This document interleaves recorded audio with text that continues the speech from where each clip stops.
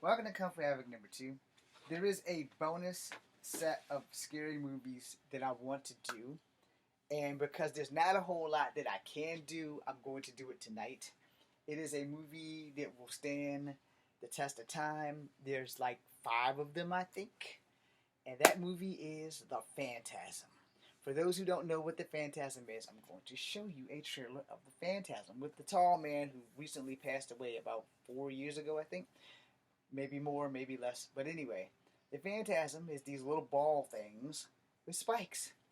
I'm going to tell you that in the movie they survived sort of, with sort of different ways because depending on what you go with, in the first movie would be the only one that I would go with because I forgot how they survived, but they did survive. In the second movie, not so much. But somehow or another, the 2 stars came back for the third movie, or at least one of them came back for the third movie and the fourth movie. And I don't know how you can die in a movie and keep coming back, but apparently the guy with the 4-barrel shotguns, who has been in all of them, I guess he just doesn't die. I guess he just winds up in other dimensions or something. But I don't know what's canon and what's not, and they really should remake this movie. And if you're watching people who create the Phantazam, I need a job, but let's have one story and stick to it instead of like what you've done with the Phantazam already. Not that those movies weren't great, but what's canon and what's not is beyond me because they went through so much different stuff and they had a black chick with nunchucks, which was great. But in this movie, we're only going to deal with the first movie. So I'm going to show you a clip. At least I think it's the first movie. But the original trailer, I guess. We're going to show that. We're going to talk about that. And then I'm going to talk about other things tonight. So welcome to Comfort Havoc number 2. How to survive paranormal events and activities and beyond. We're going to do the Phantazam. And no, not Batman Mask of the Phantazam. You know the drill. Phantazam. The delusion of a disordered mind. A phantom. A spirit. A ghost. For nearly 4 decades it has been contained. But evil always has a way of breaking through.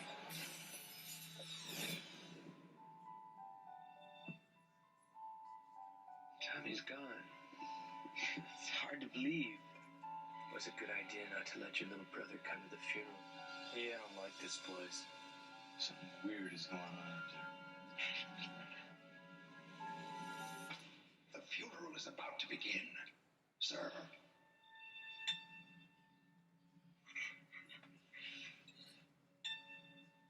What's wrong with you? There's something up there. I saw it.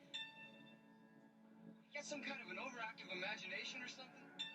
Oh, it's remastered. Cool. These things were here. Give me a Reflex. break.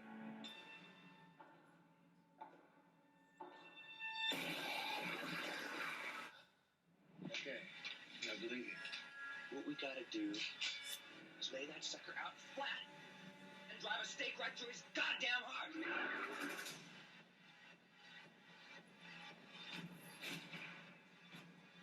You're gonna run that tall bastard straight down to hell.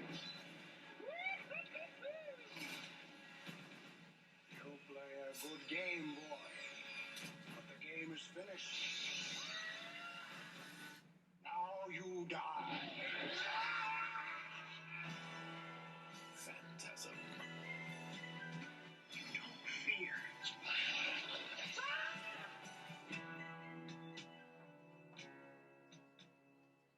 Let's watch that again. Because the Phantazam was the shit in my day. Phantazam. The delusion of a disordered mind. A phantom. A spirit. A ghost. For nearly 4 decades it has been contained. But evil always has a way of breaking through.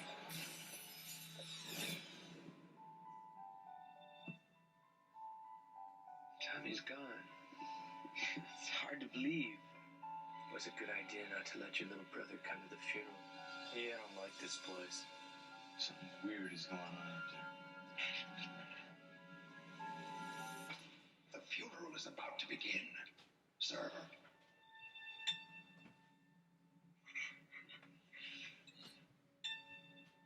What's wrong with you? There's something up there. I saw it.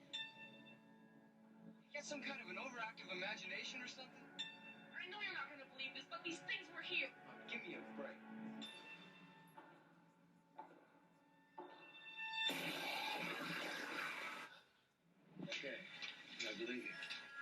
gotta do is lay that sucker out flat and drive a stake right through his goddamn heart.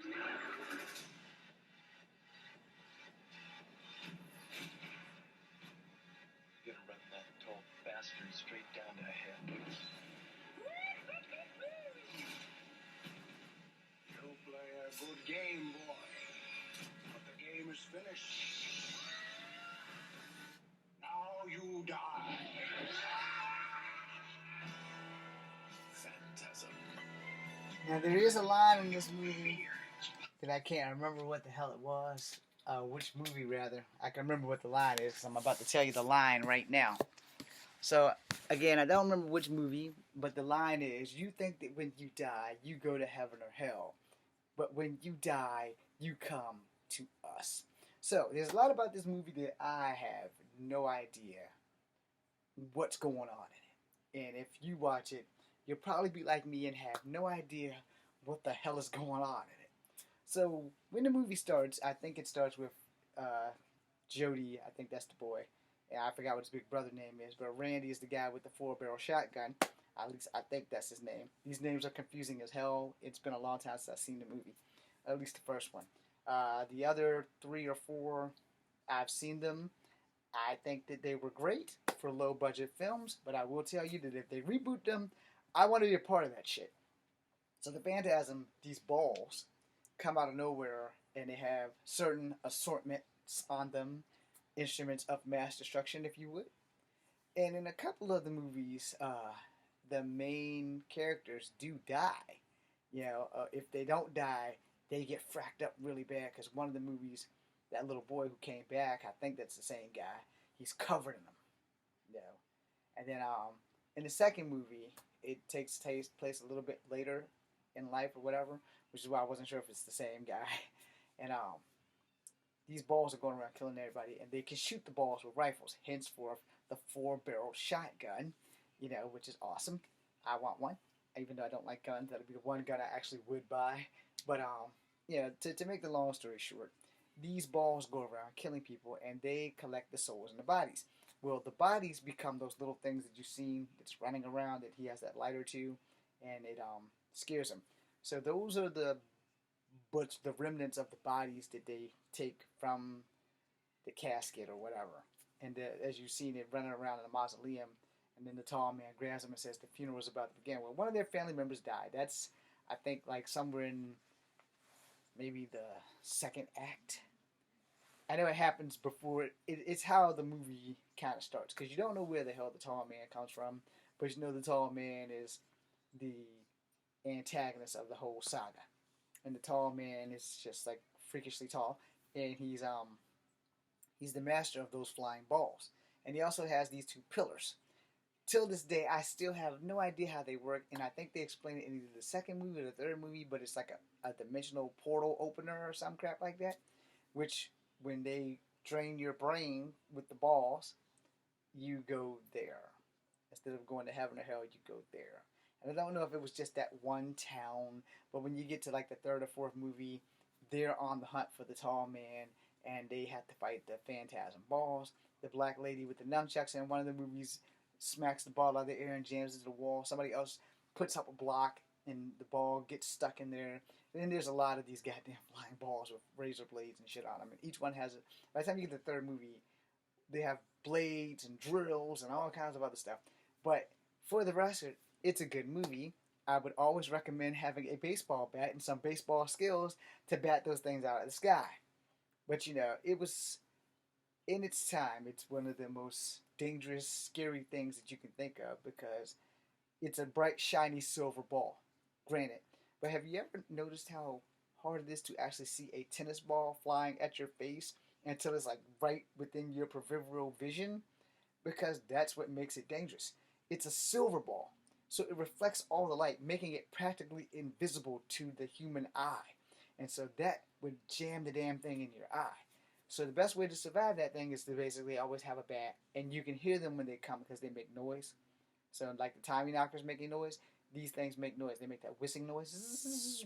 So sadly, the downside of that is you're more than likely, if you don't know what to listen for, when you hear it, it's too damn late.